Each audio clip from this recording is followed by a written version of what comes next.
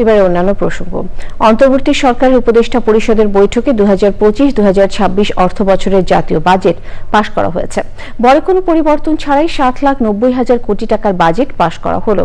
Budget পাশ করে সচিবালয়ে সাংবাদিকদের অর্থ উপদেষ্টা বলেন, চমক না থাকলেও চ্যালেঞ্জ আছে, ব্যয় কমানোর উদ্যোগ নেওয়া হয়েছে, পুরনো পথ খুব দোষের নয় বলেও মন্তব্য করেন তিনি। বিস্তারিত জানাচ্ছেন রফিকুল বাশার।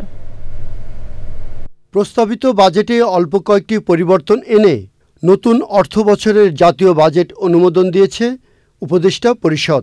প্রধান উপদেষ্টার সভাপতিত্বে উপদেষ্টা পরিষদের বৈঠকে কিছু ক্ষেত্রে কর কমানো হয়েছে, বাড়ানো হয়েছে সামাজিক নিরাপত্তা খরচ, মূল্যস্ফীতি কমিয়ে 6.50 করার লক্ষ্য ঠিক করা হয়েছে, আর জিডিপি প্রবৃদ্ধির লক্ষ্য 5.50%।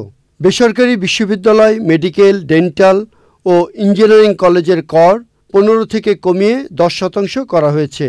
কমানো হয়েছে সম্পত্তি হস্তান্তর কর। নতুন সময়ে নানা চ্যালেঞ্জ মোকাবেলায় বাজেট বাস্তবায়ন সহজ নয় উল্লেখ করে অর্থ উপদেষ্টা বলেন, পুরনো পথ যে খুব দোষের তা নয়। আমরা যে একটা বিশেষ সময় যে চ্যালেঞ্জগুলির জন্য আসছি, সে বাজেট করা খুব সহজ না। অনেকে বলছে অর্থনীতিবিদরা, এটা করা ভালো ছিল, ওইটা করলে আরো ভালো হতো। উনি পুরনো পথে চলেছেন। পুরনো পথে চলার একটা ইসে আছে। পুরনো পথ ঠিক আছে, হাইওয়ে হয়, গ্রামের মেঠো পথ কিন্তু হাইওয়ে হয়। অতএব পুরনো পথ চললে যে খুব দোষের তেমন না। আমরা বলছি কিছু কিছু অপ্রয়োজনীয় ব্যয় হয় ক্ষেত্রে। আবার ভবিষ্যতে যারা আসবেন তারা হয়তো আরেকটু রেশনালাইজ করবে, হয়তো কমবে না, কিন্তু ব্যয়গুলো কিন্তু আরো সাশ্রয়ী করবে, আরো বেটার করবে। কালো টাকা সাদা করার আইন বাতিল করা হয়েছে, তবে রিটার্ন দাখিলের সময় বাড়তি কর দিয়ে টাকা সাদা করা যাবে। সব টাকাই কিন্তু কালো টাকা না, অপরিদর্শিত আয় আছে। সবাই যদি কালো টাকা বলেন, এটা কিন্তু মিসনোমার। কালো টাকার মধ্যে আমরা বলেছি সুযোগ দেওয়ার জন্য, সেটা প্রথমত একটা ঢালাই ছিল 15 বছরের সাথে, আমরা আসার পরপরই বাদ দিয়ে দিই। সেকেন্ড যেটা ছিল যে আমরা বলেছি যে একটু ভ্যালুয়েশন বেশি করে দেব, সেটা আমরা বলেছি আর দরকার না, ওটা একদম কমপ্লিটলি এটা আমরা প্রত্যাহার করে নিয়েছি।